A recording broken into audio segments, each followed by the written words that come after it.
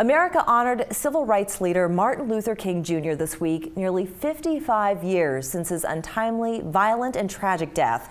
What would Dr. King think of this country today? We are honored to welcome Dr. Alveda King, author, activist, and niece of the late Dr. King. Thank you so much for joining us today. I'm so grateful to join you and all your viewers. Hi. Well, I have to ask you just what I alluded to. What would Dr. King think of his country today? Interestingly enough, this year will also mark in August the 60th anniversary of the I Have a Dream speech. And everyone is familiar with that speech, or many people are. So I want to point out that his dream was for his generation, his moment, and that time. Now, every generation since has an opportunity to embrace that dream and add to it and take us further and further closer to the goal of realizing that dream. So we have not gone backwards. We are moving forward. We're moving from victory to victory. Having said that, there are some things that my uncle said that are absolutely timeless. Injustice anywhere is a threat to justice everywhere. He said that he had a dream that is rooted in the American dream. And the American dream is still very real today in our generation, in this decade, at this moment. Indeed. So many of the things that he said, he also spoke of Acts 17:26. And he said that he longed or dreamed of the day when there would be no black power, no white power, only God power and human power. So I believe that we're closer to all of those goals, and I believe he would pray today and encourage us to continue to move forward. I'm so glad that you mentioned Acts, because that was going to be my next question for you. One blood.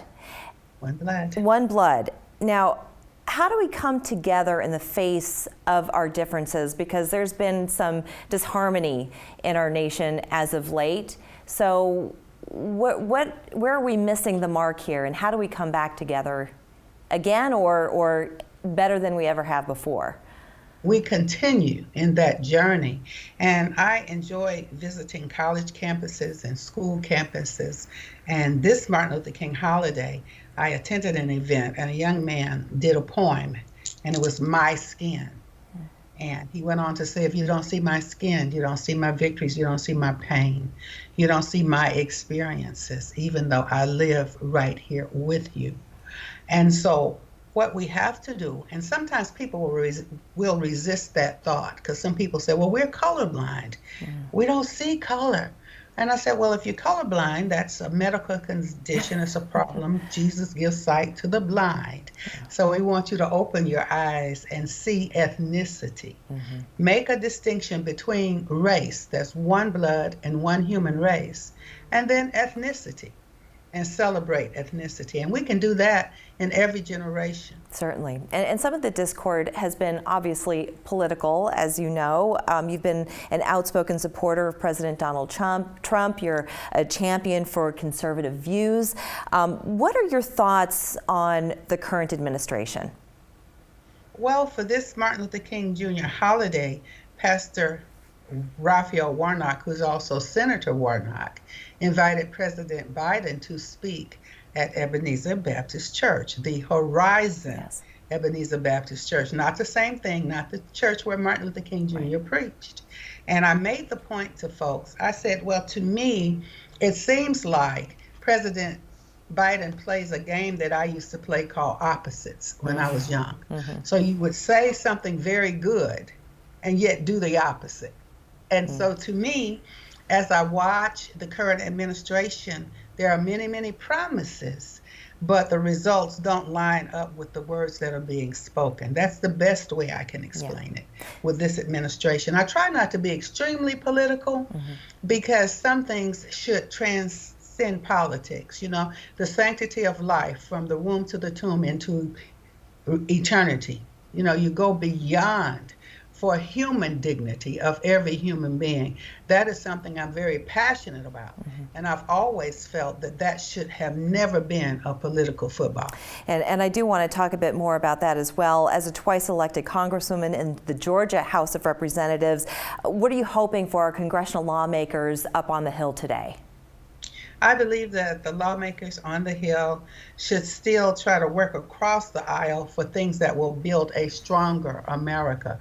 I still have that dream. I believe it can happen. It can be done. However, people just absolutely have to have the courage to try. And certainly in the areas of life, I'm very concerned about the border as well. I'm very compassionate, and I think that anyone that wants to come to America and thrive and grow should come. But when people come and they don't love America, they don't like America, and they want to change America, then I'm thinking maybe that's a different decision for them. They don't need to be here if that's the case. So immigration, life, the economy is very important, and we need for everyone to be able to work and thrive in America. That's very important as well. Indeed. Well, we're going to take a break here. When we come back, we want to learn a little bit more about your organization, so we're going to do that in 2 minutes. Please don't go anywhere. Welcome back. We are joined by Dr. Alveda King, author, activist, and founder of Alveda King Ministries and Speak for Life. And before we get into your organizations, I just have to ask you what you think of the new sculpture that was recently unveiled in Boston. Well, I spoke very candidly about the sculpture, and I did say I enjoy art, and I know there are many expressions for art, but I felt that the sculpture is weird in that it only depicts the arms and the hands, and that does not necessarily denote that that would be Martin Luther King Jr. and his wife, Coretta Scott King. So even if there's a little plaque or something that says that, the imagery will not coincide with the message. And I thought that it was very interesting to spend $10 million for something that people would have to work so hard to find Martin Luther King Jr. And so I just said it's weird. That's all I noticed. What else to say? They say beauty is in the eye of the beholder, but there's a lot of art critics within all of us, so we can all make our own interpretations.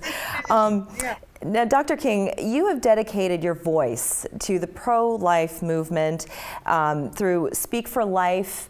I have to ask you, a South Carolina judge recently struck down a law that would ban abortions the moment that a heartbeat is detected, supporting a woman's right for privacy. Can you expand a little bit on your thoughts about this? I have been examining that decision a lot, and it still leaves out the civil rights and the human rights of the child in the womb. So it's putting a woman's right to privacy over that of what in some ways would seem to be the lesser voice or the lesser person. And I still believe that that would be against the intent of the United States Constitution, which has been for life, liberty, and the pursuit of happiness for everyone. So we have to consider the little ones in the womb still. So I saw that decision. I know that there are some members of Congress who are puzzling over it, or not United States Congress, but in that state, the elected legislators, and they're pondering over it. They're puzzled as to where to go next. So I'm also taking a close look at that, because we still have to value the life of the human beings, the weaker human beings who are in the womb. And what has been the reception when you do go and you speak to colleges and this subject comes up? What has been the reception from students, from anybody else attending these talks? Students and the community at large are usually amazed by my transparency when I discuss my own abortions and the experiences. But that tends to move the needle in such a way that they're interested in hearing my position. And I say I want abortion to be unthinkable, even though I can support legislation that will, curb it and prevent it, but to be unthinkable. So therefore, if someone is making that difficult decision, I want them to know that there are other options, other opportunities, and I am determined to be there to help. I want to thank you so much, Dr. King, for sharing that with us, and it's been an absolute pleasure catching up with us. Thank you so much for joining us and our viewers here in Charleston. Thank you, and visit me at alvedaking.com as well as speakforlife.org. Wonderful. Thank you. Thank you very much. We're back after this.